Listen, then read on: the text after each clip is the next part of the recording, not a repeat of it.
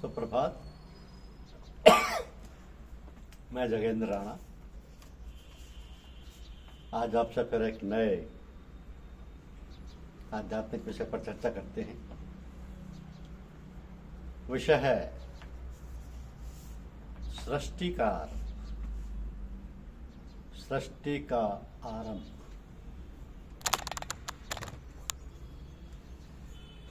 सृष्टि के आरंभ में केवल मालिक था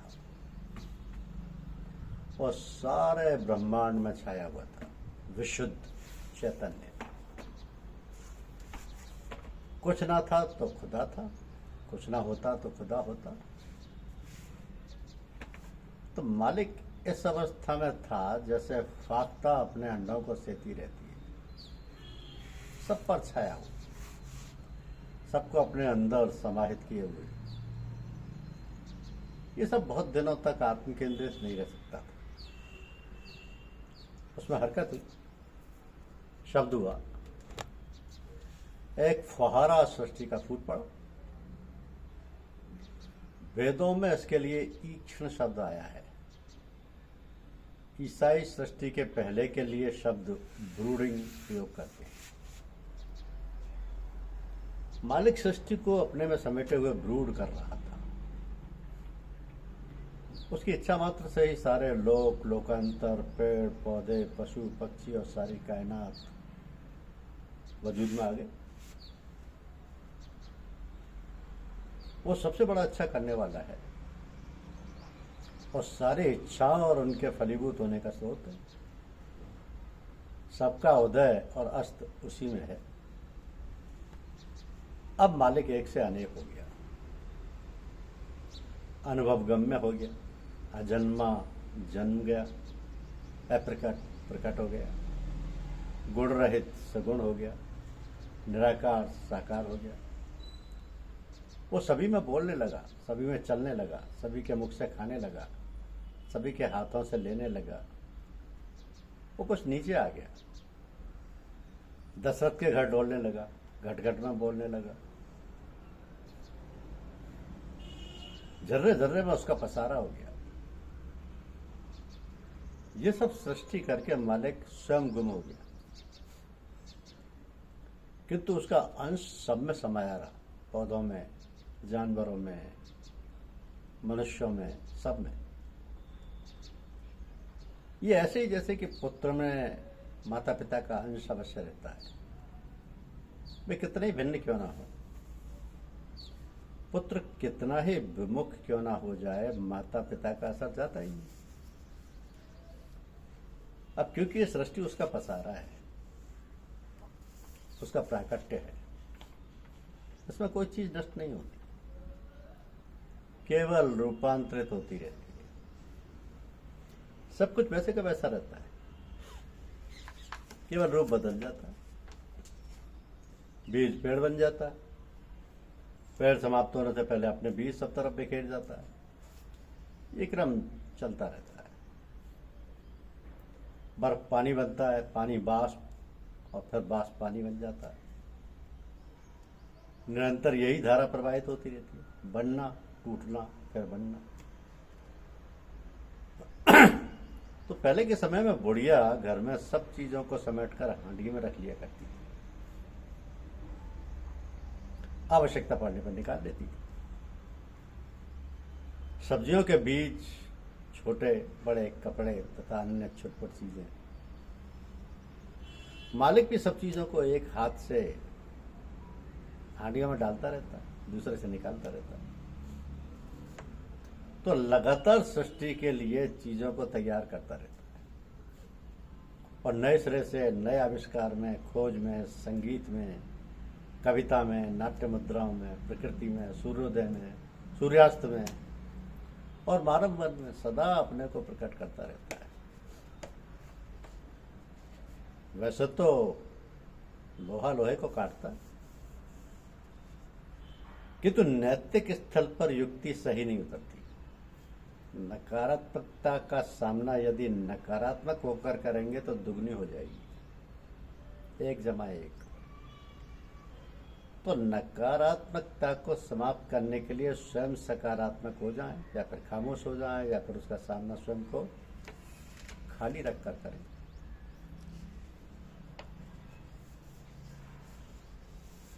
तो इस काम के लिए गुरु is the perfect match maker.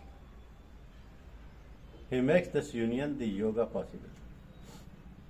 गुरुदेव एक सच्चे मध्यस्थ हैं। उनके ही उपक्रम से, उनकी दया से, उनकी सूझबूझ से सीमित का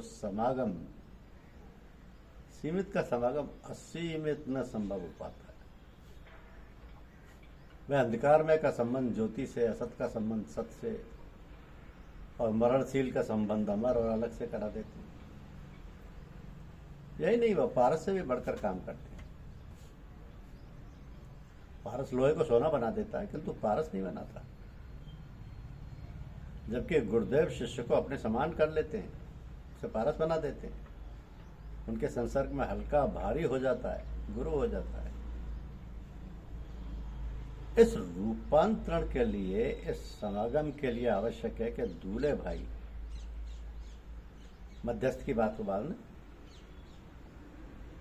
सो जो कहा जाए उसका अनुसरण करें, अन्यथा विवाह होगा ही नहीं। तो केवल प्रस्ताव तक ही सीमित रह जाएगा।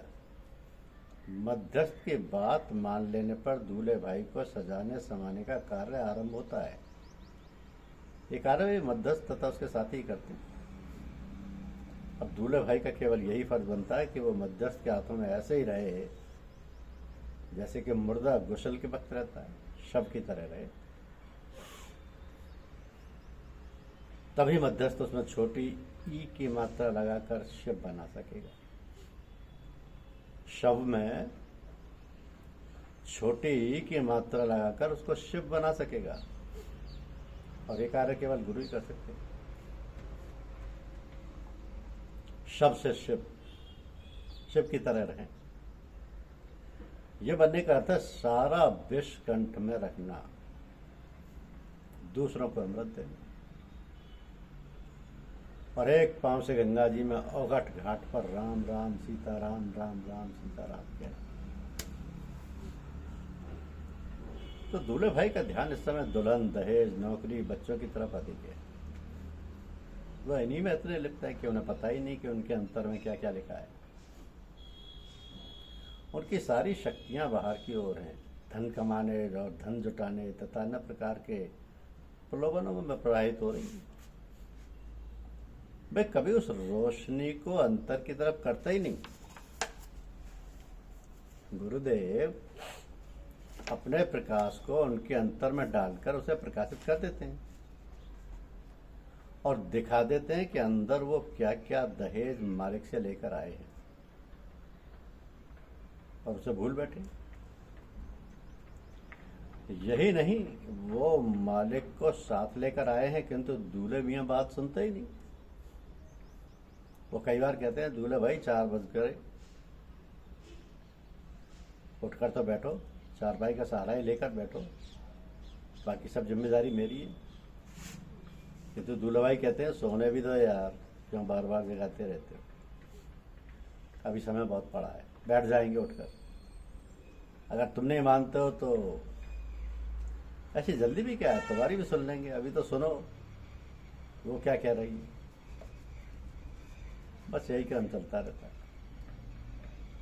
आखिर दूल्हे भाई जाग ही जाते हैं, मन पर असवार हो जाते हैं। सब वृत्तियां जो किसी न किसी से जुड़ी हुई होती हैं, अब लौटकर उनसे ही खुद जुड़ जाती हैं।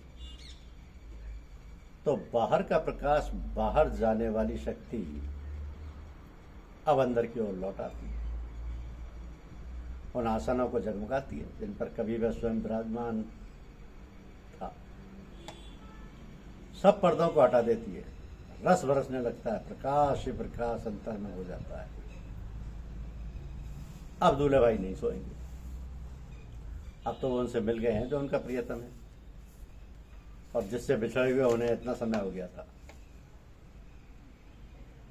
तो गुरु भक्ति का अर्थ उनकी पूजा, अर्चना, भेंट आदि नहीं है। इसका अर्थ है उनकी आज्ञा पालन, जैसा वह फरमाए वैसा कि वैसा करना। जैसा वो फरमाए वैसा कि वैसा करना। गुरुदेव शक्तिपात करते हैं। ये शक्ति वही आदि शक्ति है जो सर्वत्र व्याप्त है